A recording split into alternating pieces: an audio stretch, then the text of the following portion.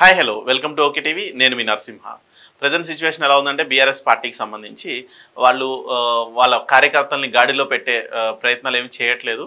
6 నెలల క్రితం కాంగ్రెస్ పార్టీ వచ్చిన తర్వాత వారం రోజుల నుంచే మొదలు పెట్టేశారు. కరెంటు కోతలు అని చెప్పి లేదంటే రకరకాల ఇష్యూస్ మీద రాజకీయం మొదలుపెట్టారు. ఆ తర్వాత పార్లమెంట్ ఎలక్షన్ కోసం ఆ స్ట్రాటజీ వర్కౌట్ చేసినా కూడా పార్లమెంట్ ఎలక్షన్ అయిపోయేసరికి వాళ్ళకు వచ్చిన ఓట్ల శాతం 16%. ఈ 16% ఓట్ల శాతాన్ని చూసుకొని ఏ రకంగా రెస్పాండ్ అవ్వాలి, అసలు ప్రజల్లోకి ఎలా వెళ్ళాలి అనేది ఒక డైలమా. ఎందుకంటే కేటీఆర్ కానీ హరీష్ రావు కానీ ముందుండి నడిపించాల్సిన పార్టీని కొంచెం నిదానించారేమో. ఎందుకంటే వాళ్ళలో కూడా వైరాగ్యం ఏర్పడినట్టు కనబడుతుంది.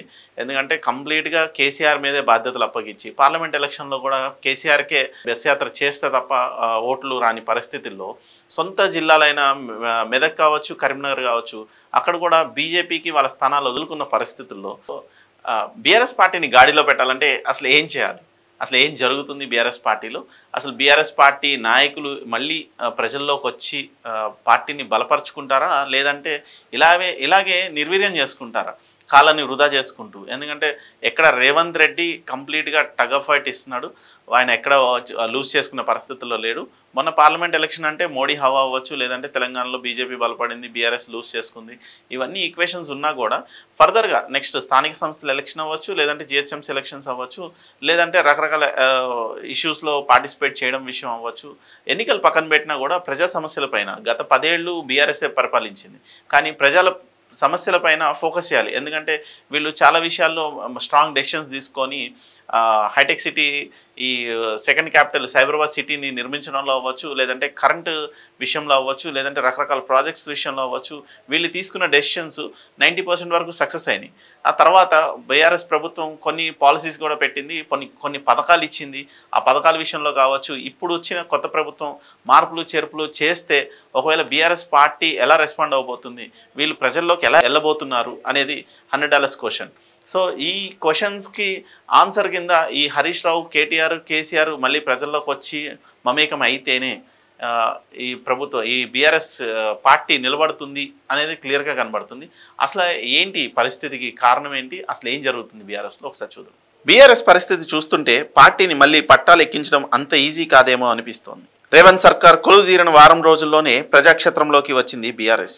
కారణం రాబోయే పార్లమెంట్ ఎన్నికలను దృష్టిలో పెట్టుకొని 6 గ్యారంటీల అమలు ఎప్పుడు రేవంత్ రెడ్డి అంటూ వెంటపడ్డారు. దొరికిన ప్రతి అంశాన్ని హైలైట్ చేశారు. విద్యుత్ కోతలంటూ, నీళ్ల ట్యాంకర్లంటూ, రైతులకు బోనస్ అంటూ ఇలా పోరుబాటను అందుకున్నారు. కానీ పార్లమెంట్ ఎన్నికల ఫలితాలు వచ్చాక ఒక్క అంశాన్ని కూడా ఎత్తుకోవడం లేదు. కనీసం ఆ సూచనలు కూడా కనిపించడం లేదు. కేటీఆర్ జస్ట్ ఒక ట్వీట్ చేసి వదిలిపెట్టేస్తున్నారంతే. చూస్తుంటే నేతలెవరూ బయటకు వచ్చేలా లేరు. బయటకు రావడం అంటూ జరిగితే అది పక్క పార్టీల్లోకి వెళ్లడమే. కాంగ్రెస్, బీజేపీలలో మంచి ఆఫర్లు కనిపిస్తున్నాయి లీడర్లకు. ఎంతైనా అధికారానికి అలవాటు పడ్డ ప్రాణం కదా, ఖచ్చితంగా కాంగ్రెస్ లేదా కేంద్రంలో అధికారంలో ఉన్న బీజేపీ గూటికి వెళ్ళిపోతారని అనుకుంటున్నారంతా. బీజేపీ అంటే ఇష్టం లేని వారు కాంగ్రెస్ ఆప్షన్గా ఉంచుకుంటున్నారు. కాంగ్రెస్ అంటే గిట్టని వారు బీజేపీ ఓ ఆశాజ్యోతిలా కనిపిస్తుంది. సో వెళ్ళిపోవాలనుకునే వారికి 2 దారులు ఉన్నట్టే లెక్క. పార్లమెంట్ ఎన్నికల్లో వచ్చిన ఫలితాలు చూసి క్యాడర్ మొత్తం నీరసించిపోయింది. పైగా బీఆర్ఎస్ ఉద్యమ పార్టీ కాదు, ఫక్త్ రాజకీయ పార్టీ. ఆ విషయం కేసీఆరే చెప్పుకున్నారు. ఉద్యమాలు చేసిన వారిని దగ్గరికి రానియలేదు. పక్క పార్టీ నుంచి తెచ్చుకున్న వారికే మంత్రి పదవులు ఇచ్చారు. సో బీఆర్ఎస్ జవసత్వాలు పుంజుకుంటున్నాయనడానికి వీల్లేదు. ఉద్యమకారులు ఎప్పుడో ఆ పార్టీకి దూరం అయ్యారు. ఇక కార్యకర్తలు కూడా దూరం అయ్యేలానే ఉన్నారు. స్థానిక నేతల బట్టే వారు ఉంటారు. పైగా 60 లక్షల సభ్యత్వం ఉన్న వారి పార్టీకి లోక్సభ ఎన్నికల్లో 36 లక్షల ఓట్లే వచ్చాయి. అంటే ఇప్పటికే క్యాడర్ కదలిక మొదలైంది అని అర్థం. ఇన్నాళ్ళు కేవలం 2% ఓట్ల తేడా అని చెప్పుకొని తిరిగారు బీఆర్ఎస్ పార్టీ వాళ్ళు. ఇప్పుడు వచ్చిన ఓట్లు కేవలం 16% మాత్రమే. ఇది ఇంకా దారుణమైన పతనం. సో క్యాడర్ చెల్లా చెదురు అవుతోందనడానికి ఇది ఒక నిదర్శనం. ఇక బీఆర్ఎస్ పెద్దలు పిలుపునివ్వగానే పరిగెత్తుకుంటూ వచ్చే కార్యకర్తలు ఉండకపోవచ్చు. ఈ 6 నెలల్లో బీఆర్ఎస్ పిలుపునిచ్చిన ఆందోళనలోనూ క్యాడర్ రెట్టించి ఉత్సాహంతో పాల్గొనలేదు. సో అందరిలోనూ నిర్వేదం, నిత్యుత్సాహం ఆవహించింది.